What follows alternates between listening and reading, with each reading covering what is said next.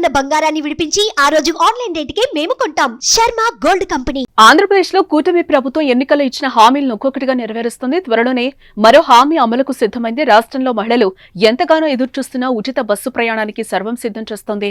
త్వరలోనే ఈ పథకాన్ని ప్రారంభించేందుకు కసరత్తు జరుగుతోంది. ఈ మేరకు అన్ని ఏర్పాట్లు జరుగుతున్నాయి.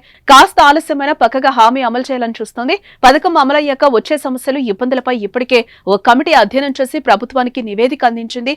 ఈ నివేదిక ప్రకారం ప్రభుత్వం చర్యలు చేపడుతోంది. మహిళలకు ఉచిత బస్సు ప్రయాణం పథకం అమలు చేస్తే ప్రయాణికుల సంఖ్య విపరీతంగా పెరుగుతుందని అధికారులు అంచనా వేశారు. రోజుకు సగటున దాదాపు 10 లక్షల మంది వరకు ప్రయాణికుల సంఖ్య పెరిగే అవకాశం ఉందని తెలిపారు. దీంతో ఇప్పుడున్న బస్సులకి అదనంగా మరో 2000 బస్సులు అవసరమవుతాయని నివేదికలో వెల్లడించారు. అదే సమయంలో సిబ్బంది కూడా ముఖ్యమన్నారు. దాదాపు 11,500 మంది సిబ్బందిని నియమించాలని ప్రభుత్వానికి సూచించారు.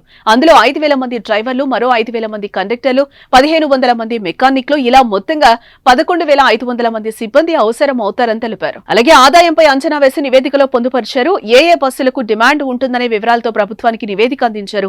ఇక ఈ పథకాన్ని అధ్యయనం చేసేందుకు ఇతర రాష్ట్రాల్లో అమల్లో ఉన్న ఫ్రీ బస్సు ప్రయాణం తీరును అధికారులు పరిశీలించనున్నారు. దీనిపై రవాణా శాఖ మంత్రి మండిపల్లి రాంప్రసాద్ రెడ్డి ఆధ్వర్యంలో రీసెంట్ గా ఏర్పాటు చేసిన మంత్రివర్గ ఉపసంఘం అధికారులు ఇచ్చిన నివేదికను చూసి ఇతర రాష్ట్రాల ఫ్రీ బస్సు పథకం తీరును పరిశీలించనుంది.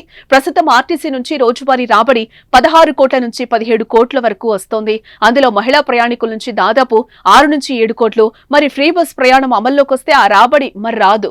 అంతేకాకుండా నెలకు సగటున 200 కోట్ల ఆర్టీసీ కోల్పోయే అవకాశం కూడా కనిపిస్తోంది. ముందుగా సంక్రాంతి నుంచి అమలు చేయాలని ప్రభుత్వం భావించినప్పటికీ కొన్ని కారణాలతో కొన్ని రోజులు ఆగాలని ఆలోచన చేస్తున్నట్టుగా సమాచారం. సంక్రాంతికి సమయం దగ్గర పడడంతో పథకాన్ని ప్రారంభిస్తే అనుకూలత కన్నా వ్యతిరేకత వచ్చే అవకాశం ఉందన్న అంచనాల్లో ప్రభుత్వం ఉంది. అన్ని ఆలోచించిన తర్వాతనే నిర్ణయం తీసుకోవాలని భావిస్తున్నట్లుగా తెలియవచ్చింది. ప్రధానంగా ఈ ఉచిత బస్సు అమలవుతున్న కర్ణాటక, తెలంగాణలో ఎదురవుతున్న ఇబ్బందులను కూడా పరిగణలోనికి తీసుకోవాలని ప్రభుత్వం భావిస్తోంది.